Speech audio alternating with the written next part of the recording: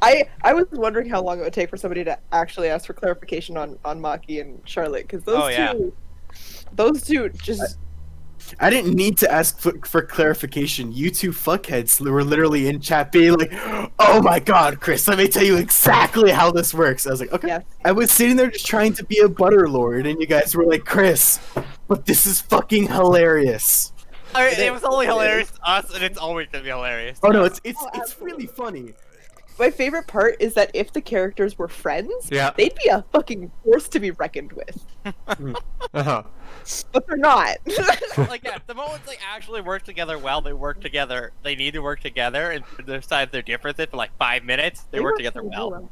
Charlotte, Hello. how many googly eyes have you managed to sew in the seam of all of Maki's clothing? Too many. Too many. See, there's this thing that happens where eventually they will both fall asleep in the same room, and eventually Charlotte will roll over and wake herself up because she's not sleeping in her normal position, and she will have nothing but time and a snake watching her, and even sometimes then she'll just put the snake underneath the covers and say, "I'm gonna hide like 30. Don't tell him where." And she'll just. There's a lot in that room. There's so many. There are ones he's never found, and ones that he's found in repeat places. So now that Huron's back, Chris, if you want to continue and finish this question, the question is, from everyone's initial ideals of the fellow party members, or ideas of the fellow party members, how has their impression changed? So for fun, this is actually a little bit funny. So Arison's people, or the Xuni people, let me start with this. The Xuni people had a terrifying navy. The most powerful one in the world, if I remember correctly. Yeah, at the point. Until the Elazir and Cillians combined their navies to beat the ever-living shit out of the Xuni. Now, because of this, Harrison's first impression of Fawn was like equal parts like, here's a fucking spoiled ass prince, but also, man, look at this fucking loser from these loser people that lost to us. But now it's basketball teams. Yeah, I know, right? 100%. Like Harrison is just like thousands of people died at sea. Yeah. No, of course not. His father was personally very much involved in that war, and so he grew up hearing all the stories, and he's just he's a diehard fan of the Elazir Navy. They were a sports team. But it's changed to a lot of respect. I think he's probably the member of the party that he respects by far the most. That's interesting. And definitely, he would see him as actually the wisest member of the party.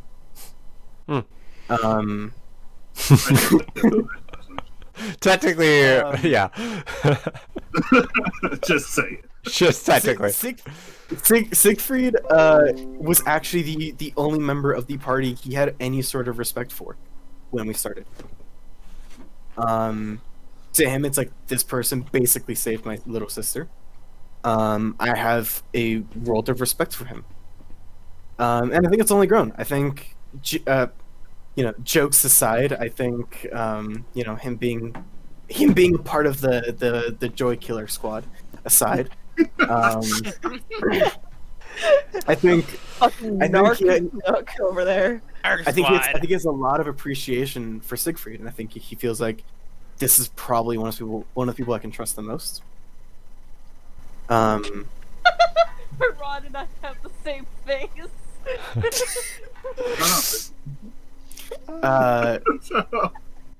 For Maki, so one of the first instances that actually kind of cooled him to Maki was going through the dungeon, going through the mines. Both, a bit of his input, and then also I think he was able to except for some of the writings, and he was all this other stuff, and also being able to find the puzzle box. It was kind of like, okay, he's not an absolute tool, still a tool, but he's not an absolute tool. And I think at this point, he doesn't hate him, and he doesn't dislike him. He's definitely like that work coworker who's like, it's like, you know what? When you're on shift with me, I appreciate it because you're a hard worker. Mm-hmm. But I never want to go get a beer with you. You know, I never want to go hang out with you afterward. You're the kind of person that's like, when you're here, I know we'll probably get shit done. But it can also be a terrible thing. But I don't want to be your friend. Yeah. Fuck off. And then for Charlotte, it was like, at first he was like, okay, here's this short girl with this fucking weird ass accent that I've never heard before, and she claims to be a cleric. Okay, all right, sure. I think See, when I believe it, we're believing. I think Okay. he probably would have gone in with like some like really like basic bumps and bruises to just like be like, okay, let's see if you actually know your shit. But he was like, I don't need a cleric. I don't need help. I've been doing work for 3 years by myself. I don't need anybody else. I don't need no fucking cleric. But I think, like, at this point, she's his best friend without a shadow of a doubt, and like he will murder the fuck out of anybody who even tries to hurt her. Like, it's just like, no, this is my friend. You are not touching her. I think it's Ariel. For the most part, not a huge chance to change opinion. I think he's been more curious because first met her when she was statue. He would have been one of the You were main, so stiff back then. I know, right? I know, Jeez. right? like a oh, God. Could not hold a conversation. Like I was doing all the work, and you were like just like giving me this freaking stone faced look at me, like. And then you got the magical plague. You couldn't really talk much. No, but I mean, he would have been one of the people to personally. I don't know what point Ariel So starts funny. remembering anything. But he would have been, you know, after he managed to each time kick Charlotte out of there to go get a short rest, he would have been the person taking care of everybody, and like, you know, checking up on everybody. So his first opinion, like his first thought is like, you know, of you and Yak is like, okay, you know, they want to join us. You know, we are pretty cool. He is definitely like, he's probably, if nothing else, just more jealous that you're taking away all of Charlotte's time. Aww. Aww. Really cute. That's probably the only thing that his opinion has changed. It's still like, what the fuck is this person doing? Why are you Shouldn't interrupting? hang out as much. She has a new best friend. I need a new best friend. Don't Maki! God, he needs a friend. Maki's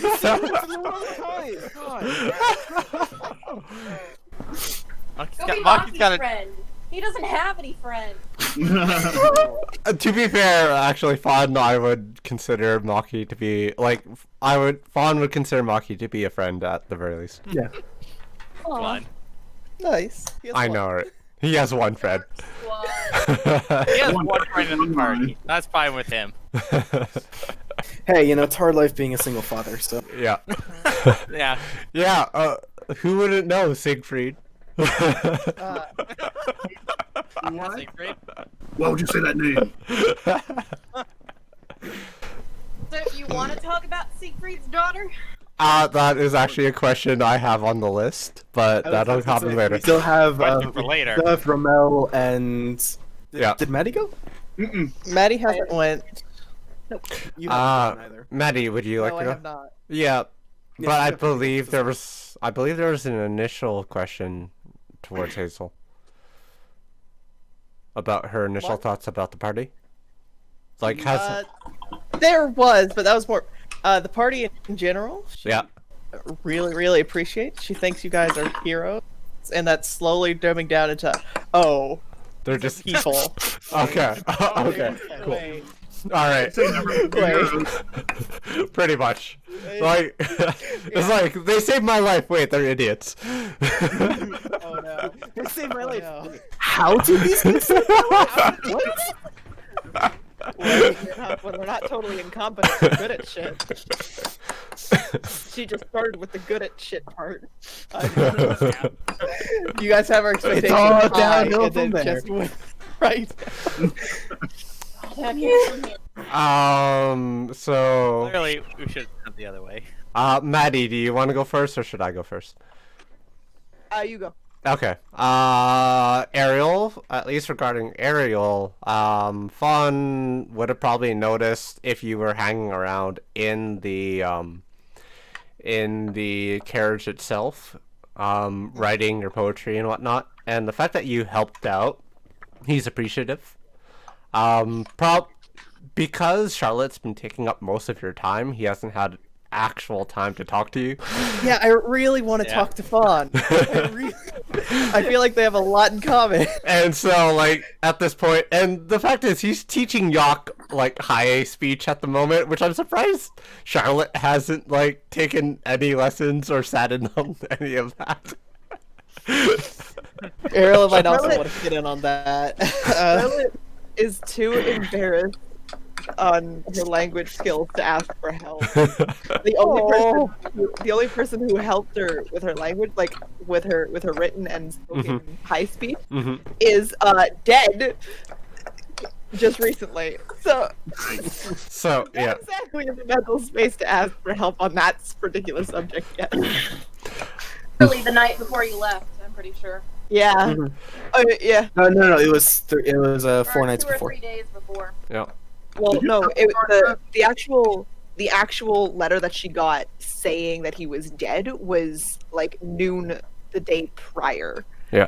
She was told that he was in a coma about 4 or 5 days beforehand, and she was upset about that, and she was just stressed, waiting to see, hoping that he would come out of it, and then she had finally built up enough confidence to go back into the group to be like, hey, I can do this. It's okay. He'll be fine. And right at that moment, she got a letter saying he was dead the day before they left. And that night was when Fawn was like, are you doing okay? I'm fine. We're living fine. Good to know. I love them. Regarding Ariston, Fawn would have had his previous prejudice, primarily, similar to. He's going to respect Ariston even more so now that, like, the whole, like, finding out he is actually competent.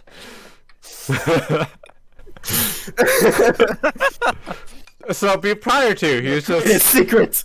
So prior to it, Fawn would have thought, like, okay, why the fuck is this drunk pirate hanging around? And then it moved on to, like, okay, so he's actually confident in his job. Why the fuck is he drunk all the time? To, like, okay, cool, I actually like him, but I don't really care about the company he takes in regards to Ari. That's fair. Yeah. That's fair. Yeah, so it's just like, he's good, but, like, could he not, like, deal with the church thing? I'm happy with that regardless. By the way, where did the thing about him being a pirate come from? I don't remember. Because, It was a joke. I remember it was a joke, but like I don't remember what the. but it's because you said that early on that your people were pirates, effectively. Yes. Yes. Okay. Okay. So, I am actually calling on your history at that point. I am calling out your people, not you in particular. Yeah. Okay. I'm sure there's a specific thing in the first session. I'm like, oh no, yeah. No, because that's something you provided me prior to. Right. For Charlotte, initial reaction is, oh, okay, this person's silly as a mage, or no, as a cleric, but she's not outright yelling at me and calling me heretic to my face all day, so I can deal with her.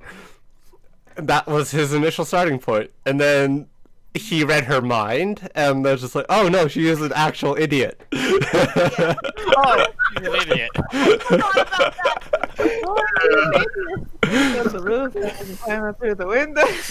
And then just like, yeah, no, she's an actual idiot. I thought she was a lot more schemy than that. And then now that like they've been talking a little bit more and getting to know each other a bit more, she is like enjoying their friendship. Gossip buddies. Yeah, so it is gossip buddies, but like, Fucking gossip buddies. because in his head, like you are a cleric, but you really aren't a cleric because you're not evangelizing. If that makes sense. Yeah. Yeah. To Maki,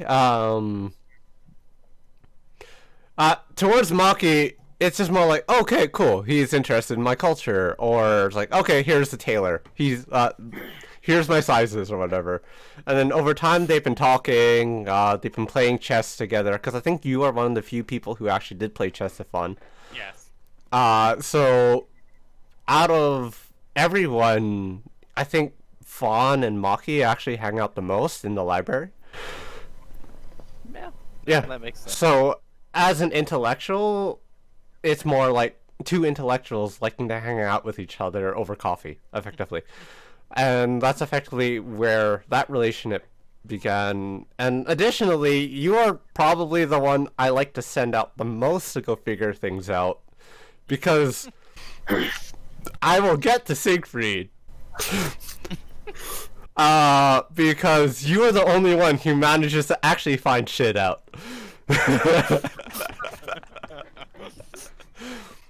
So, Siegfried, in general, he views, because he doesn't actually know anything regarding his connection to the Shadows, right? The Shadow organization. I actually hate the fact that the Shadows exist and then the Shadows as the organization exists. That actually, like, low-key, like, is annoying. Also, we lost Bree. She just doesn't have her. She's She doesn't eating. have her camera on. Okay.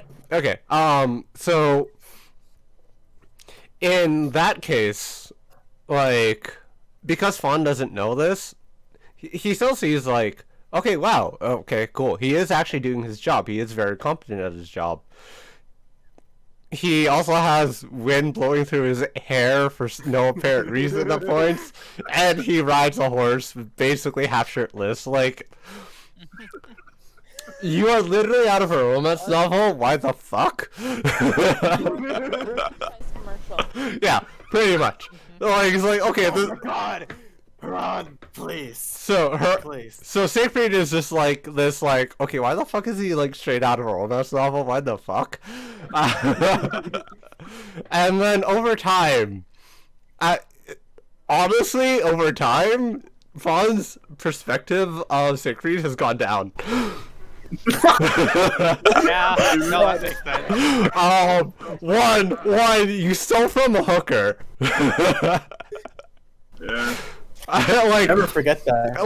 like that. never forget. That is actually one of Fawn's like major gripes with Siegfried right now. Is like, you literally took money from a hooker who previously just stated that the lord that she just slept with doesn't pay well. In Siegfried's head, the money was stolen from him, so he had to get it back. Yep, in his head that, but like to everyone else viewing this at the time, it's just like he just Yeah, no, I get it. he just stole from a hooker. Like, wow, you're literally the worst person here. Yeah, no, he showed his real ass a work few for- times. But Showed his ass a few times. yeah, but like overall, he still thinks he is a very competent person, which is why Fawn will still be like, no, I'm pretty sure he can hold his own against like whatever dangers you need. But like as a test of character, I wouldn't trust Fawn wouldn't trust Siegfried with like actually, like Fawn would probably realize he would be sold out by Siegfried at some point. Just from that interaction alone. Interesting. Okay. Yeah. Interesting. Yeah. I like it. I like it. All right, to Maddie. My turn. Nah, We'll get the easiest one out of the way. Maki, fuck you, and nowadays Fuck Maki, you. fuck you. Yeah. There we go. Alright, No, got sir. that out of the way. that's out of the way. Fawn was definitely the most interesting to her, because she feels like Fawn's very purposely distancing himself from everyone all the time. And at first she was like, I don't know if he just doesn't like me or if he just doesn't like anyone. She wasn't really sure.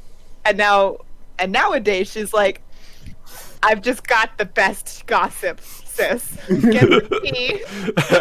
We're gonna be talking all night. So she wants very much to become closer friends with Fawn, especially after the whole like, hey, I need you to play the world's biggest prank on your own temple. Sure. It's like, intrigued. Yeah. So in this way, this is why like Fawn like absolutely trusts Charlotte, because she has earned his trust like 100%. Oh yay! Yeah. Yeah, Charlotte does trust Fawn. I'd say more than a good chunk of people in this area. 'Cause this is gonna sound really mean to people when I start saying it, but Charlotte didn't trust anyone to begin with Fair enough. at all. Fair enough. That was pretty fair. Yeah, In a whole that's fair. Place, yeah. Yeah. Oh yeah. Charlotte was taught from a young age not to like people outside of Uskum, and now she's surrounded by people that are not in Uskum, and she's also not there. So everyone from day one was like, okay, what are they gonna do to hurt me? From like first moment.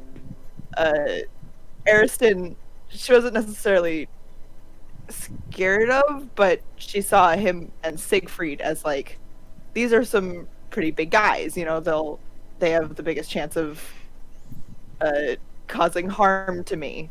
Whereas nowadays,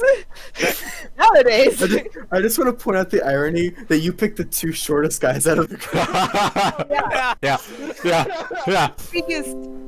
biggest Yeah. is a relative term. Also Biggest timid. meaning. Ariston wears plate armor, not plate armor. Is it plate armor or breastplate? Breastplate. All the time. Constantly, he does, and it's always sparkling, and he always has this giant sword on his back.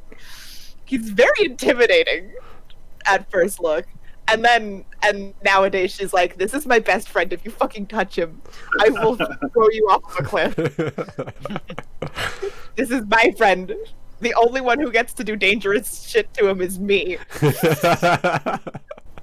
Have this shadow food." Siegfried, she wasn't scared of, but she sure as hell was like, if this man tells me to do something dangerous, I might cry.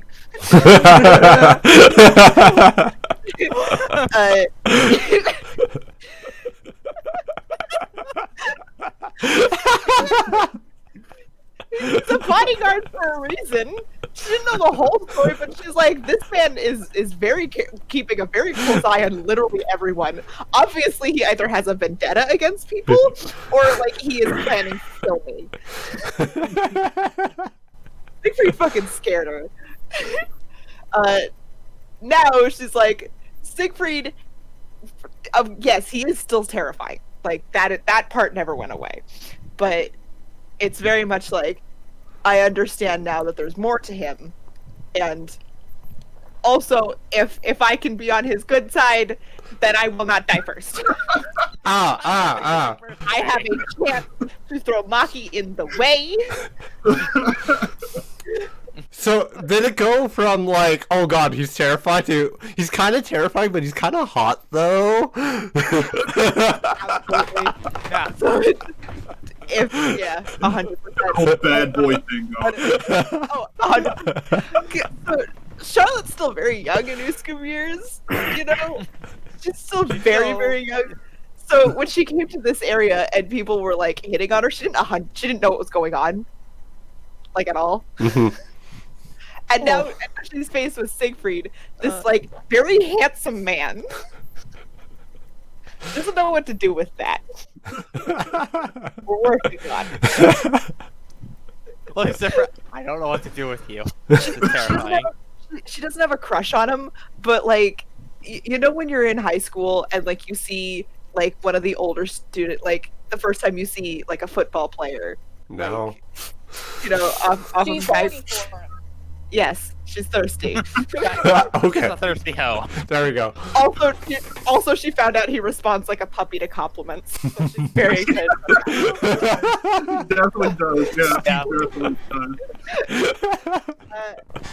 Ariel, Starts she- blushing and everything. oh, 100%. The fucking, I should hang out with you more often. It's very good for my self-confidence. She was like, okay. You get a pat on the head. Points for him. Yeah, exactly. Ariel, she's first of all, she's very excited to have another female that they will supposedly be traveling with, because everyone's a guy. Yeah, that's fair. Everyone's a guy, and the closest one that she'd be like willing to share a tent with is Ariston.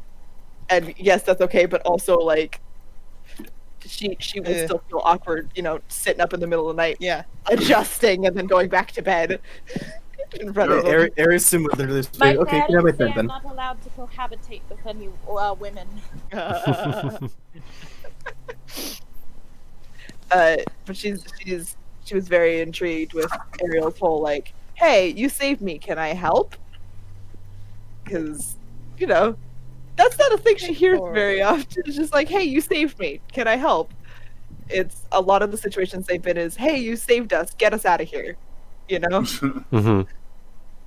So, as well, she has a baby. She has a child. Yes. Child with a child. Charlotte wants to help. Mm-hmm. Ironically, the name of my nephew's second rap solo. Oh my Child god. with child? Child with a Child with a child. child. No, Charlotte very much likes having Ariel around, and Ariel as the first one to join her in that weird dreamscape garden. She's like, obviously there is a connection meant to happen here. If this is the Yeah. first person I see here, you know. That's fair. But absolutely, she's very fond of everyone in the party except for Maki. Mm-hmm. Oh yeah, Mm-hmm. I mean, that's Yeah, a that- given. that's exactly how it goes. Yeah, 100%. unless it's Colonel Anthony. It's like unless she needs Colonel Anthony, it's like, hey, Only good thing about Maki is Colonel Anthony. All right. Now the let's good address boy. Oxodon in the room and ask about Haran's baby. Do you want to go about that? I actually have a couple questions regarding it. I will be right back. Ask the Really quick. question. I don't know. I don't know what you would want to know. Just a kid. Jeez. All right. I was gonna do something towards Bree, but if we're gonna go talk about babies, Siegfried. When are we entering After Dark? At some point, whenever you guys need to get more boozed up. So, Haran. Seme X Uke would like to know. Fuck you! Wow! What was his daughter? Who was his daughter's mother, and what was she like?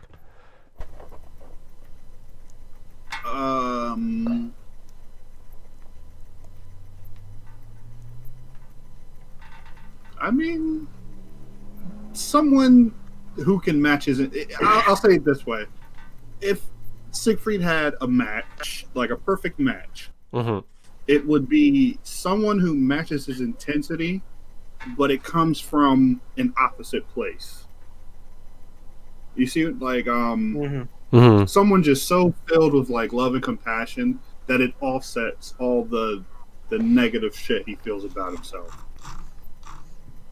And then this is just how he's thinking of it. It's almost in like some kind of kismet eugenics type thing. Mm-hmm. Like he feels like from that marriage will come just the perfect person, you know, just Ah. a match who has that intensity, who can inspire great fear, but can also inspire like great love as well. Mm. He's trying to raise a leader, and that's kind of where he's coming from with who he matched. Interesting. But he does love deeply as well. He just doesn't know that yet. I will say that he doesn't know that he's Okay. capable of it. Can I ask a related question real quick? Is her hair better than Siegfried's? Oh, I've actually thought about that once or twice, and I don't know if it's funnier if yes it is, or if no, not like if she has like shittiest hair ever. I Because don't I'm know sitting yet. here I where really this don't know. child's genetics. I'd go with yes, and then their kid has the world's best hair to ever. Yeah. Yeah. Yeah. So okay, yeah, that's yeah. You gotta double up that positive I will there. say- I will say from a DM standpoint, since that would be an NPC in my control, the wife has the messiest hair ever. Mm. Like it's But always doesn't up, necessarily mean it's bad though. right. Yeah. It's always up in some kind of bun or something due to like activity or what she's doing, and so Hey, it's buddy. always just up on her head. So you never get to see it in its gloriousness. Their daughter, you'd have to go find her and meet her. You Speaking. met your daughter yet? Yeah, he knows his daughter. Okay. He knows his daughter. So, speaking of life and love and daughters and whatnot, Shrek is life and love, we'll let you know. Yes, he is. Delicia is described as a male-dominant land, with women being second citizens and property. Knowledge's ex-wife is described as being Delician. How did she end up in the central delegation, and was she educated in such matters prior to meeting Knowledge? So, his wife was a tiefling woman who was born to one of the magistrates. She was sold in a deal to another Delisian magistrate as a wife. Mhm. And so, as the Delisian contingent was going to the Grand City, her husband mysteriously took ill and sadly passed on the way there. And so, not being able to turn around and risk several weeks of travel for one woman, they decided to just take her along as a kind of gopher. So when all of the individuals met, Knowledge was able to talk to her and get to know her a little bit, and offered a deal for her, which the Delisians accepted because she was worth nothing to them and taking up their food. And so he educated her and learned that she had sorceress blood, and eventually married her. Aw, that's cute. He was very much in love with her. And before the contingent was done, she was pregnant, and on the way back, she stayed in the Grand City, and he went back to the Crown City to do reportings to Prince Armdor and Queen Topaz. And when he got back, they made a decision to move back to Cilia. And on the way back, she went into an early labor and passed away during that. That's unfortunate. But you know what else is unfortunate? There's Vault 1297 would like to ask Chris. Erison has had some relationship with his Didi. Does he understand Do you mean Didi? Didi, Deity? Deity, Didi? Didi? Okay. Did Okay, you might be- What are you might be- trying to say? Didi, We're Daddy. channeling a little bit too much monster there. Does he understand okay, what the hell is this question? Does he understand through age of that how willing So, Erson has some relationship with his deity. Deity. Deity. Deity. Does he with daddy? Does he understand the does he understand like the meaning of it, and how willing is he how willing is he to use that relationship? Use in what way? I don't know. Okay. So in terms of does he understand? I don't know how well I came across. I was trying to figure out how best to roleplay it in the moment. I honestly wasn't expecting when we opened the puzzle box for her to literally appear. Hello. But like for Eris, like his people are very religious. Mm-hmm. Their entire society is based off, like, their history is based off the gods. And you grew up around that. Though I don't know if he necessarily felt a super personal connection beforehand. When he opened the puzzle box and all that shit went down, at first, like, Eris's initial reaction was almost like, I'm being pranked. Like, this isn't Ari. This is just some kind of magic illusion. Mm-hmm. As the conversation went on, and he actually realized, like, wait, is this actually Ari? He actually got scared. He got, like, very unnerved, and I think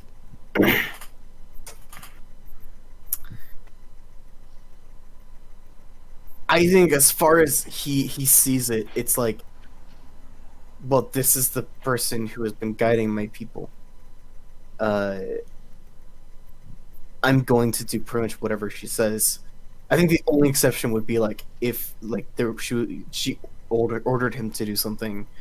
Like, literally, the only person would be like if she ordered him to do anything against Charlotte. Mm-hmm.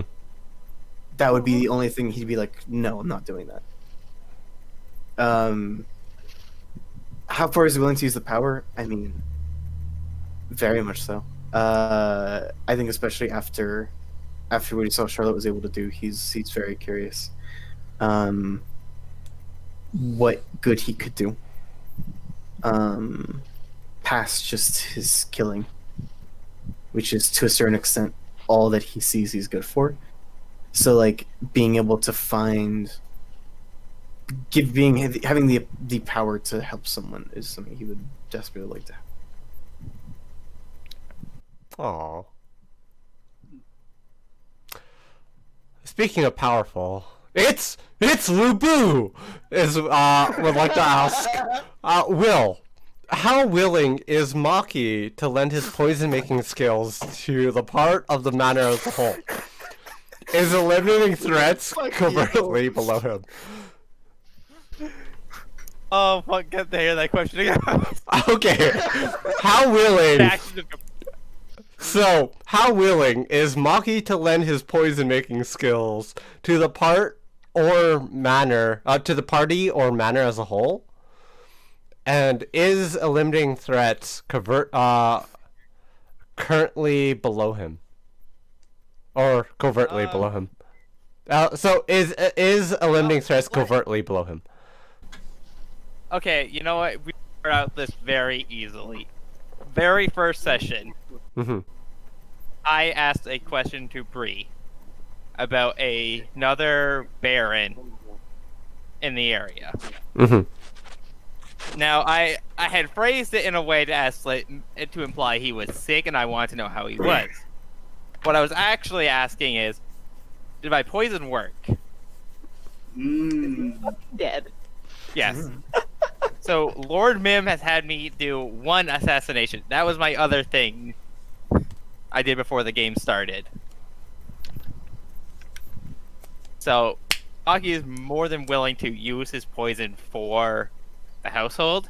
That is why Mim knows. But Mim has not had to call on him to do that again, so he's fine with it. Siegfried knows, and he's willing to give poisons out. However, it's been a little shaky with that whole hooker incident. He's a little like, do I really want to give him poisons if he's just gonna kill a random hooker with it? No, I mean, I know. Can I just say- sorry, to innkeeper. I also Sorry, wanna a say random I innkeeper. unintentionally tipped Shu's hand because Shu has been this very Lord Mim has been this very like fatherly, protective figure, and that's just not the entire story with him. And I think only Maki was the one who was really aware of that up until this point. Yes. So Yeah, because I believe the reason Lord Mim wanted this person killed because they were the older barons were undermining him. I believe that was the reason.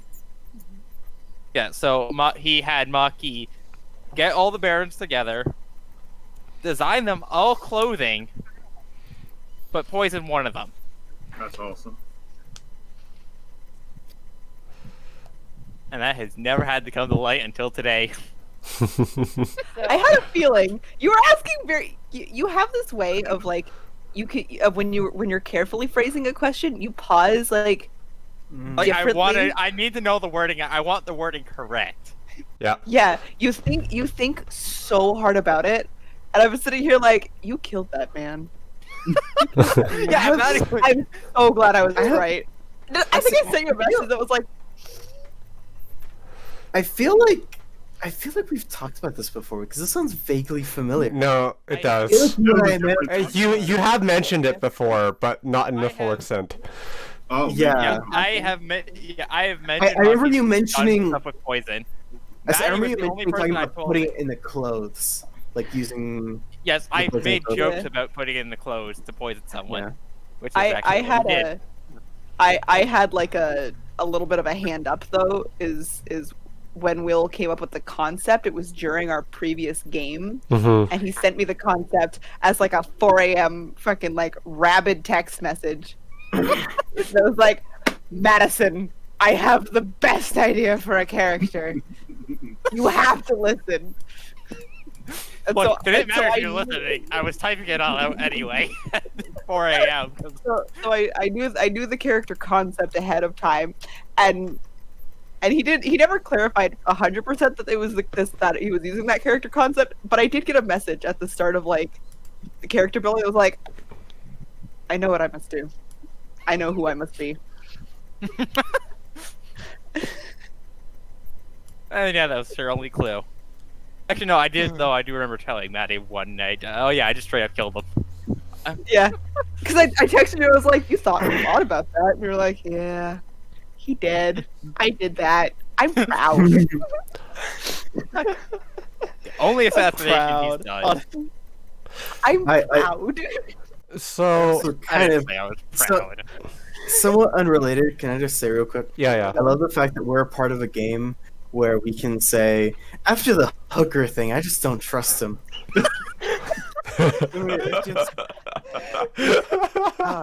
It sounds like when you're on the phone and you're doing like a fake intro to the call. Like, yeah, that hooker thing. Anyway, how you doing? Yeah. And then you turn the camera. I don't trust him at all, by the way. I don't trust this man. I also find it funny that that's the thing that made people distrust him after he said so many other questionable things. Oh yeah, no. This is that does Charlotte's nothing fucking for Eric. terrified Kind of of- them. No, you can say a whole bunch of questionable things, but when you actually act on it, Yeah. I didn't kill anyone. no. I But also want to point out that my character was you the only one. stole money from a you. No. You literally kind of threatened her in front of us. Yeah. You actually did.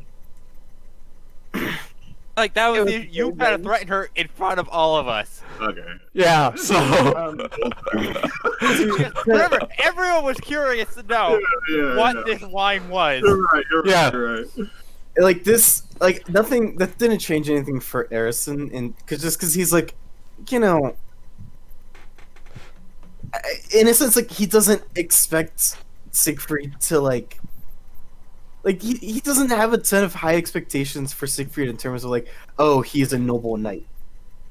Because like the Erison, like there are knights, and then there are everyone else, And like to him, it's like if you're not a knight, then I have no expectations for you to be a good person at all. So like for him, it's like, yeah, no, this is what I would expect of a commoner. Please. You plebeian. You okay, buddy? Yeah. All right. So speaking of Shu Mim, moving away from the idea of being a good father and being a good dad, Mad Lad the dad would like to ask Hazel. Nice. In the Giant Lands, there's a relative caste system. Genasi in the Giant Lands are often treated as laborers and lower managers, but do not seem to be able to own property with a clear division of ownership of rights. Growing up with this knowledge, what was her view on giant legislation regarding the use of her people? Adamantly against is my first instinct, but I haven't heard about this until literally this moment. So give me a second. Actually, that was actually retconned because I misspoke. Those weren't the Giant Lands; those were the Genasi lands. Yeah. Oh. You mix up which lands we went to. Okay. So I'll have to So change up the- my notes for that, mind you. That viewer's an idiot. The Genasi lands, there are. I can explain this now because I should have explained it in the session. In the Genasi lands, the giant casting still occurs for like Furbolgs and Goliaths, but it doesn't occur with Genasi. In the Genasi lands, the wealthy are wealthy, and the poor are poor, and that's it. Oh, okay. Okay. Adamantly You- against. You No. really can't do much with your life. What you're born into is what you die in. The exception to this is the elemental monasteries. Monks who, or not monks, but individuals who would like to move up in their system from a worker or a laborer to someone of status can attend one of the monasteries. Oh, okay. I remember this one. All right. We have talked So- about this briefly. My memory's just shit. Breathe. So, if you remember, Lokavir said he went to the Earth Elemental Monastery. Mm-hmm. There is a monastery for every element. So, Ariel went to the Air Monastery. Shit, I'm thinking so much. So, Yeah, Ariel is currently working on moving up for a number of reasons. She's obviously adamantly against it, as she wasn't born into any sort of nobility or money. She was working for them for a very long time. She's trying to work her way up for reasons that I don't want to discuss right now. That's No, that's fair. That's fair. oh yeah. Tell us now. She's currently on a journeyman quest to help with that. With that, speaking of trying to help people, Red Panda 64 would like to ask Maddie. Hello. You said before that Charlotte doesn't understand the concept of romantic love, and yet had grown up in a loving family with parents who were supposedly heavily romantically involved. Had she not ever felt anything like that before? So this one's kind of a weird one. She does understand that yes, falling in love is absolutely a thing, and she adores the idea of it. But where she was from, I think I said it earlier. She was the only human, in quotes now, but at the time she was the only human that she'd ever seen, and the only other humans in the area were slaves, and so it just never, to her, was never seemed like a thing to go after, because yes, love is very important in that area, and her parents were very loving, but the area also is very much like, if you can't reproduce, you lack a purpose. Not lack a purpose, but you you owe a quota to society to reproduce. So her fathers, although yes, they are gay and very much in love, they actually have a lesbian couple that once a mating season, they will have children with them to thus fill their quota. Charlotte was never able to, believed up until the point that she would never be able to do that, because up until she actually left Uskum, just there had been nobody that was not, someone who she would have been like shunned away from. Mm-hmm. That was like her. Mm-hmm. So she never assumed it would be for herself. Thus, she just was like, "All right, no love for me. That's fine. I got my two lovely dads." Aww.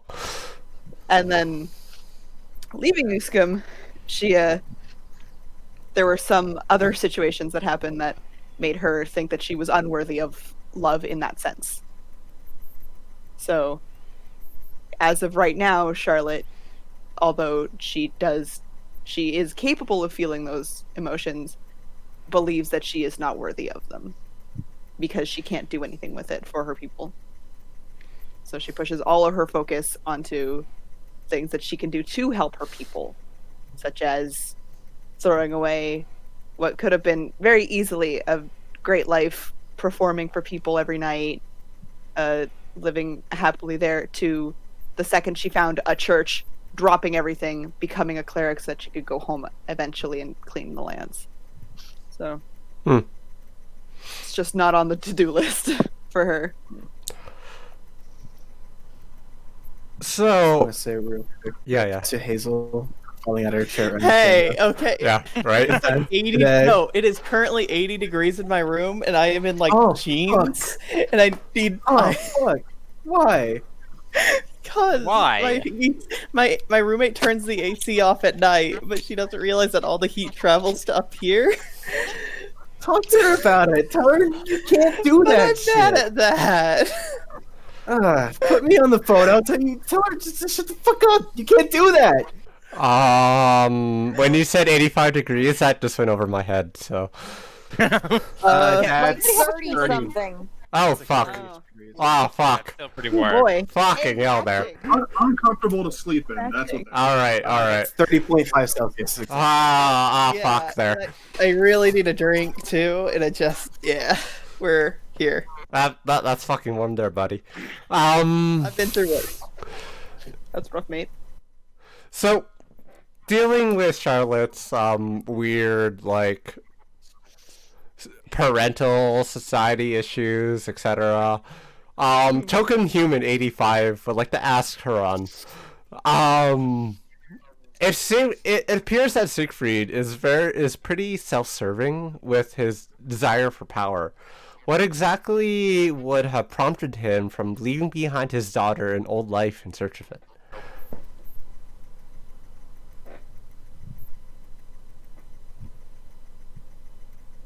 Trying to remember what's already been said.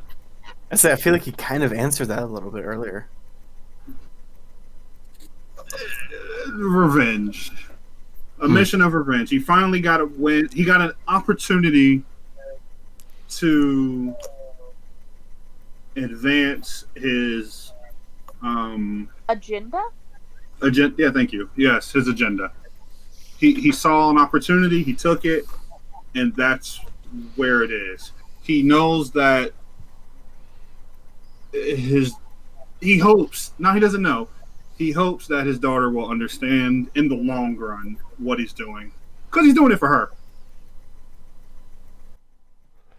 I'm not sure if I should continue asking this question. We'll wait for Hazel. Though I don't think she has much to say regarding this one. How many questions do you think we have left? This will probably be the last one unless you guys want to do a big roundtable. Well, I think if we just ask a question, then we can just talk afterwards. Because it's good. Yeah. All right. So so I guess for the last question of tonight, this is for everyone that's currently here. Tuffy, before anyone else, would like to ask, what is their thoughts on Rosaline, and do they trust her? On who? Rosaline. Rosaline. Rosaline. You know, the succubus with the long ass name. Fawn does not trust her. This is immediately why he tried to get out of that contract in the first place. Come on. Hey, come on. Come here. Maki, with most of his research into hell, and had decided that generally it's a terrible idea to make a deal with them, but it seemed more like the deals made by her for us. So at the very least, we've already gotten our reward at this point. He won't worry about it unless someone starts trying to make a new deal with her. Then he'll start worrying about it. Anyone else? What was the question? So there is a devil. Succubus. It's a demon. A succubus by the name of Rosaline, whom at the beginning in the first arc, No. Come on, Romel. You gotta say her full name. I don't actually know it. Hold on, I'll get it.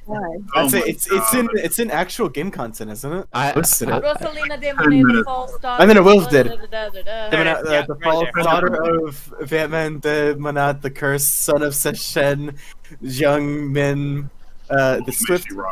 Yep. Mare still rot in the abyss. Daughter of Saha Saha King the Wretched, daughter of Dregthal the Corrupter of Kahark, and the Destroyer of False Gods, the Champion of Demons and Slayer of Kings.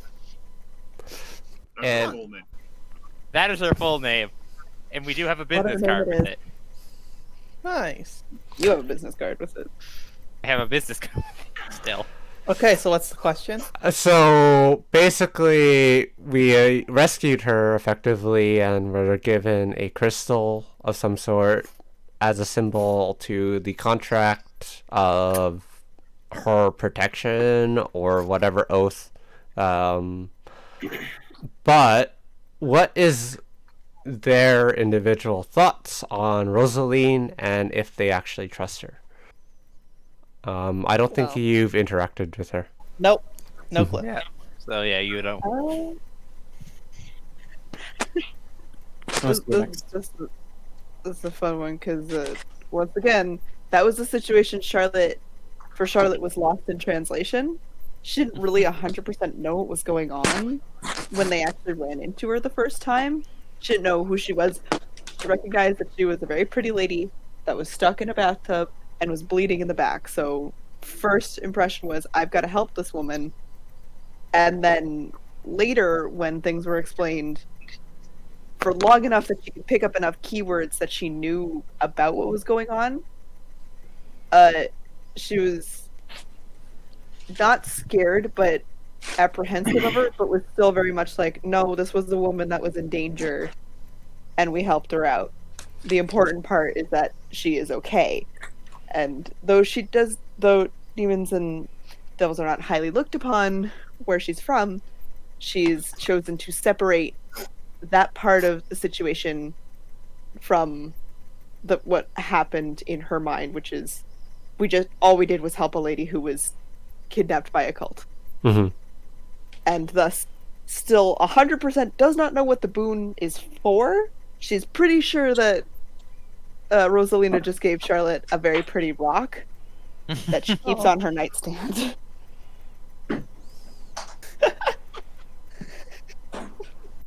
How about Chris? Her on your eye.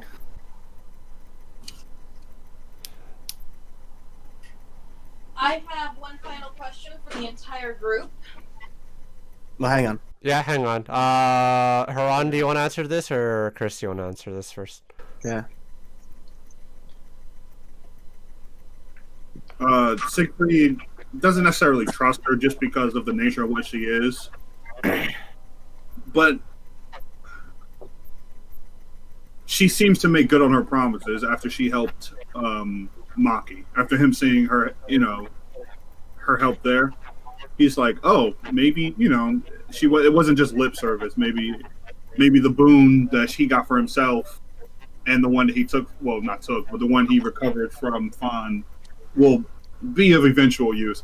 I'm actually planning something very soon on using one of them for something, so it'll be interesting. After we end the session with the succubus, the first thing I asked Bree was, "What is the typical opinion of succubi, and then also, or of demons, devils, and then also, what would my people's relationship with that be?" There are 12 gods in total. There are 12 tribes of the or houses of the Elazir. 2 of the houses which are dedicated to Kark and Dregthal. So because of that, I reasoned that the Elazir, like, demons are just like dragons or angels or whatever. There are bad apples. But, you know, a person is a person. So to Arison, like, yeah, no. Once he was like, okay, you're not a threat to me, he was like, okay, I don't fucking care. Like, just, we'll help you out and then go. He was more concerned with the fact that there was a, you know, bad shit going on involved with these people than the fact that they were attached to anybody. And then she just fucking helped him out and not made sure he didn't get knocked out, so he was able to help keep Maki and Charlotte from getting impaled by spikes. So he's very appreciative. She's a potential ally and a potential enemy like anybody else. All right, so we'll go ahead and we'll end off today with Bree's final question. So y'all have a lot of potential plot lines to explore, such as eating phoenix fire wings. Next session. It's gonna happen. Going to go check on Dilly. And each of you has some of your own personal objectives that you all have some quests for. What is your character, or you personally? No, I'll go with you. What are you, as the player, looking most forward to in terms of quests and what's coming up? Well, I'll start. Most looking forward to actually meeting my son in game, because I think that'd be interesting. Aww. Fun little thing. Yeah, I don't know how Ariel at this moment would convince the party to go there, but she does have plans in several months.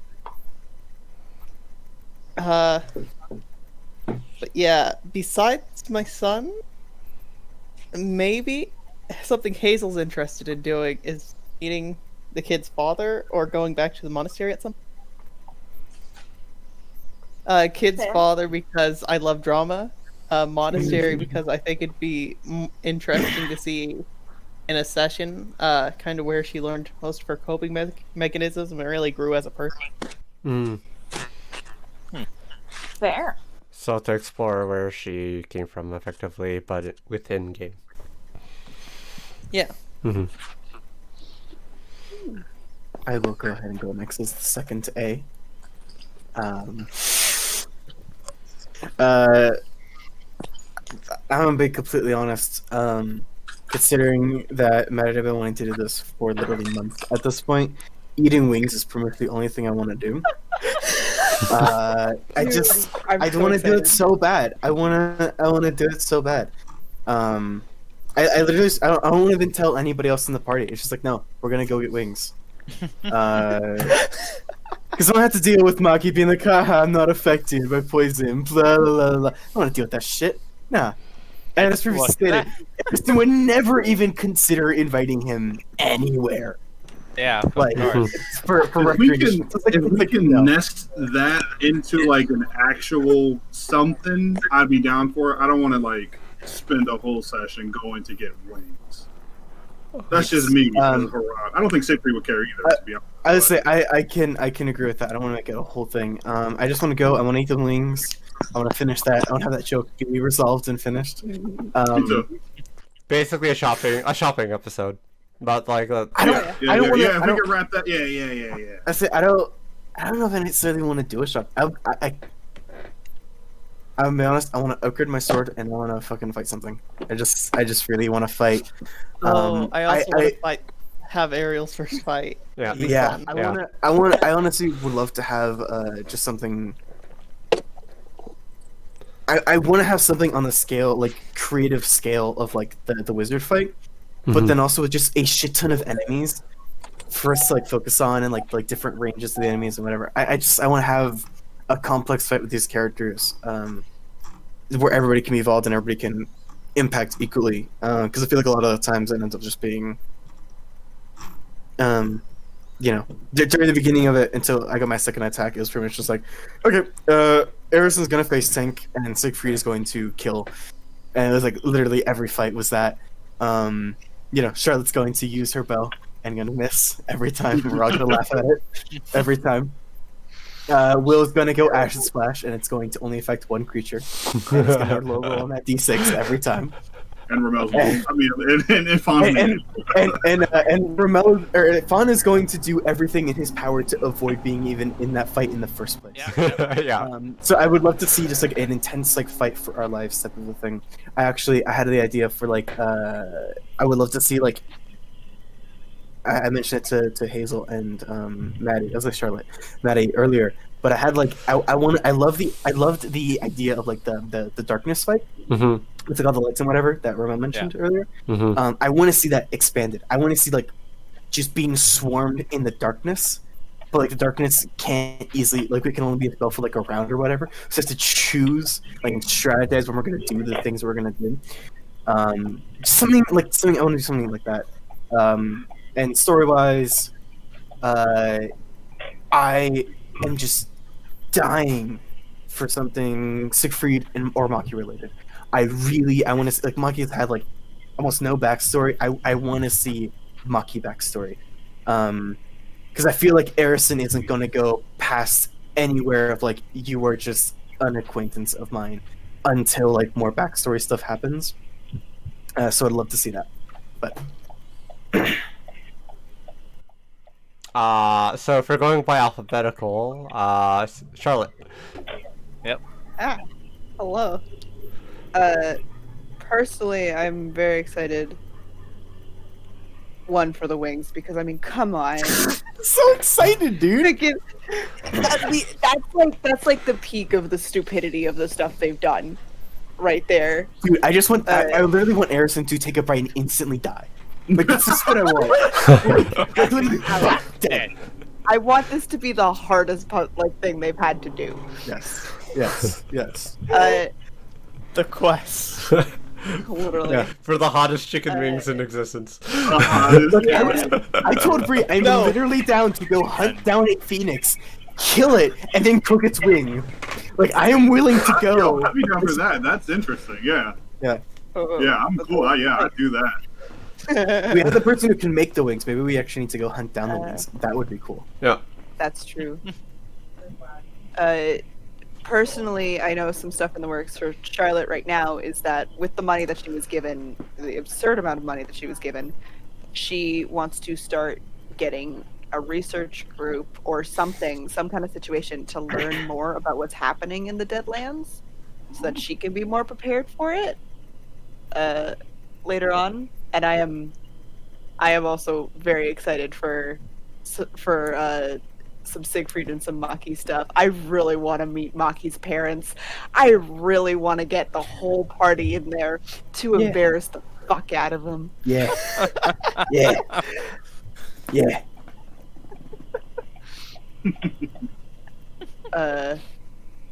And I mainly I'm just very excited for the character interactions. I'm not very good at fights. That's a very clear thing. They're fun, but I'm not very good at them with Charlotte. I don't know why. I roll bad. Look, I mean, how many other characters? You got one rogue. I've got a lot of fighters. This is not one, apparently. This is your everything else character. Literally, I'm honestly though very, very excited for Fawn and Charlotte to have some more. That's the tea-sis. Yeah. Where they just sit there and gossip for hours. Two nerds. Exactly right. At least for next session, I have a lot of things I need to get cleared up with, so that'll be a fun, heavy discussion for next session. So I'm excited to see. I actually can't plan anything or be excited towards anything until that gets resolved, somewhat. Yeah. But like, at least for me, effectively, Fawn's goal is to open a school.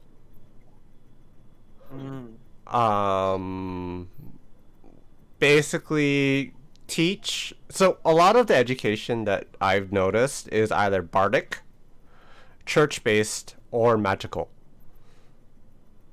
There isn't like, how do you be Secular school. there isn't a secular school for non-magicians, effectively. How do you be a good administrator? How do you actually govern correctly to best fit the need? So Welcome to business class. basically, but he Because in the world there, that's taught by your parents. mhm. It's a very personal thing, and so it wouldn't be taught in like a business class. It would be taught, our family does business this way, and this is the way we do business. I mean, that's how we operated for literally thousands of years. Yeah, and the kind of school that basically Fawn wants to open is bring like take a different take of Igduini secularism, because it's very that school of Confucian thought. Move away from Confucian thought and go more like basically become the Aristotle of the time, opening up a school of what is rationality, how do we come to these conclusions, why aren't we challenging our current beliefs, and how do we develop into a better society and create basically philosophy as a whole. That's my intent for Fun at this point. It's why he's already created a book, basically throwing away what the original Mandate of Heaven is and creating his own Mandate of Heaven. And then why his second book, which I still need to talk about it being released, is basically how do you actually, as a person, and create basically that fundamental level so that over time you can build that school of thought. Yeah. Yeah. So you don't even feel like, well, I'm probably projecting honest, that Fawn needs like a complete arc dedicated to that. You know what I mean? Like, He just needs to create it. thing. It's So- more like a background thing. It's a background thing. It's basically like once the school's created and once it's flourishing and once I got donors from all across and the buy-in, part of like him being the diplomat and taking the diplomat feature is being able to basically talk to literally anyone and getting them to buy into like the school. Okay. And then like what he is basically trying to create is a school that's based off meritocracy. The best of the best people sent there. Which is a very novel idea. It's yes, but it's also very idealistic, which is what fun is. Yeah. Mm-hmm. Also, getting married, possibly. So, And I just thought you said getting married, and I was like, what? Yeah. No, yeah. Well, I mean, that's one of the things that needs to get discussed and finished for that plot line to continue. Yeah. So then in the alternate universe version where we're all just high school students together, does this take place in the school? Did we tell you about that, Ramel? No. Oh, Best no. fucking shit. All right, we'll talk Oh my about it later. oh Talk about my later. goodness. Okay. Yeah. Well, we'll do this. We'll talk about this after Alright, this yeah. video. Yeah. Yeah. So, right now, Hermaki, I got things I need to go do. First off, I need to go see my goddamn parents. They're gonna kill me. Yeah, you do. We're gonna come with you. I'm Yes. gonna embarrass you. I got Yeah. parents to go see. I got a guild to go check up on. I gonna overpay my, what I owe to the guild anyway. Just get them off my back. I'm sure they're gonna be annoyed with me. Oliver, don't you fucking dare. Then after that, I got Oliver. a few things I'm interested in doing. The first one, of course, is how the fuck do I take care of a Naga? You're a dad now. I'm a dad now. Wait a minute. Okay, we can safely say there's 3 parents in this party. There are 3 parents. There are in fact 3 parents in this party. I don't know if either of the other 2 of us are very good examples. Don't worry, we all have the best example. That's new. Who is That's new. also mothering your child because you brought a child into her area. Look, there's not much I can do. Where was I going to leave them? Also, the party doesn't know Siegfried's a father. Just No. the players. No, yeah. Oh yeah. Siegfried doesn't. Yeah, we don't know Siegfried's the father. And only Charlotte knows Ariel's a mother. Yeah. And only Charlotte knows that. So right now, I'm like, oh god, Maki is a father. Everyone knows Maki's a father. Mhm. everyone knows that. But yeah, then I also have. See, when I missed that 1 week, I believe it was the week I was actually supposed to have someone from the beast area actually come and teach me some things about acids and poisons and medicine. Mm. So that never got around. Probably need to go do that. And then personal goals is I actually gotta go sell my goddamn design I've been making over the last few months of travel. That's what I've been doing for essentially every time I get a chance. Like, alright, I'm gonna start sketching. Don't like this design. Erase it with the quill. New design. And he's been doing that for so long.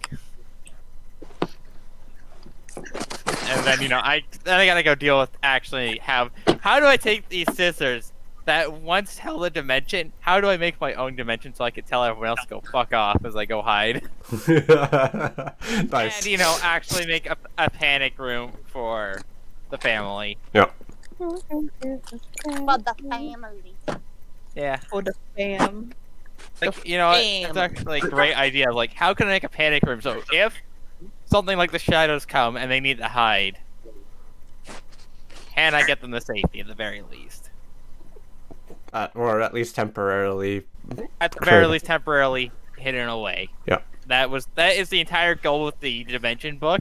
That also kind of ended up being the Hell book. And What the then hell? I guess Our we'll resident hell expert over here. well, if you have nothing else to add, we can finally finish off with Haran. I didn't go. Oh, okay, sorry. No, that's pretty much everything that Maki needs to do. Yeah. I mean, selfishly, I want to pursue the ice castle under the water.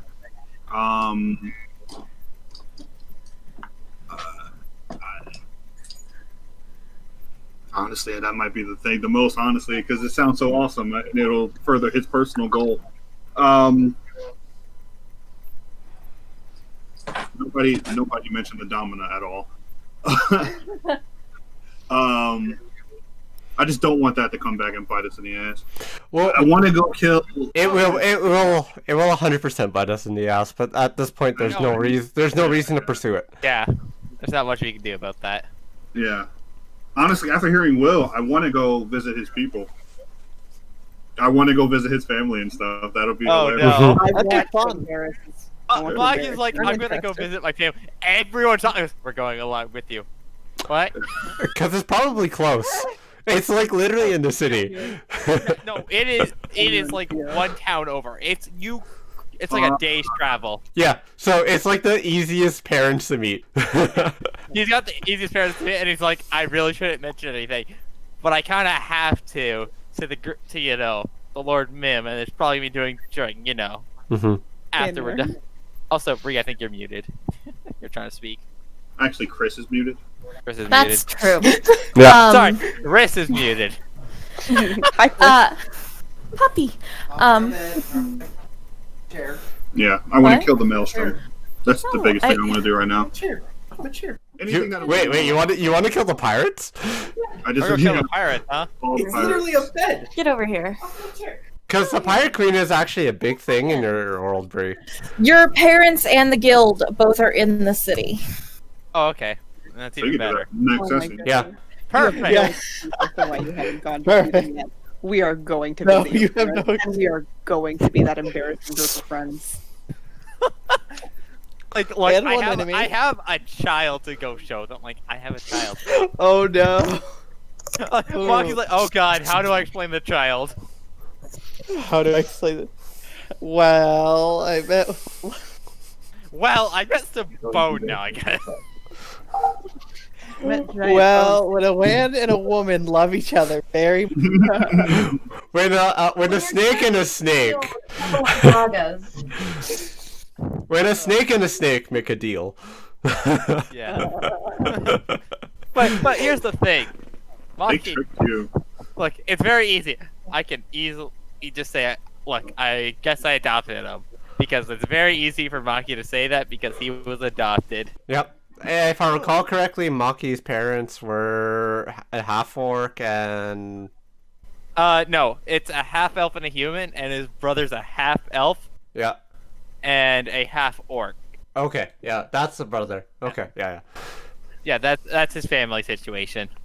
So he's an elf. Everybody's got like big families. Oh yeah, Ariel has 2 little siblings that we might be, and Things both that- parents.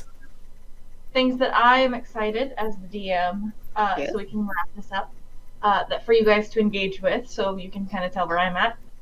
Y'all eventually going and checking on Dilly and Woe Mm-hmm. and Butide. Mm-hmm. The Ice Castle. It's a really cool spot in the center of the area. Cold, if Y'all, you will. huh? It's ice cold, if you will. Yeah. And y'all engaging more with your backstories. And to wrap this entire thing up, the Queen's Guardsmen arrive Mm-hmm. house Mm-hmm. in the morning, Mm-hmm. and they let you know that the Queen has a special task for you, should you choose to accept. Oh, goodness. I have great fear. I have fear, but I'm interested. You've got my attention. Huh. Well, I mean, Fawn found out recently he's being disowned. He still needs to talk through that shit, but yes. So that's how you wake up in the morning next week. Is being told the Queen has a special mission for you at the recommendation of Lord S. Board T. Oh, boy. Oh boy. Alright. Oh, boy. I guess with that is the end of our talk session. I hope everyone had fun. And I hope everyone kind of learned a little bit more about everyone's characters. I hope the fans enjoyed. Yes, all the fans. Yeah, all the fans. Thank you to all the fans who submitted questions. Yeah. Yeah. Thank you. Thank you, Thank you. everyone. Thank you to everybody who submitted for the gift of the week. And Yeah. Yeah. Yeah. I Thank you, Maddie, for making the fan art of the week. Yep. Thank you, Maddie. Yeah. Yep. Like everybody pin your favorite art in the comments. Look, hang on. I just want to say, I made a fan art of the week last week with my potato monstrosity. Oh god. We don't talk about him. But then Maddie went and fucking murdered it with that amazing piece in character art or whatever it's called. Oh, wait. So talking about murder.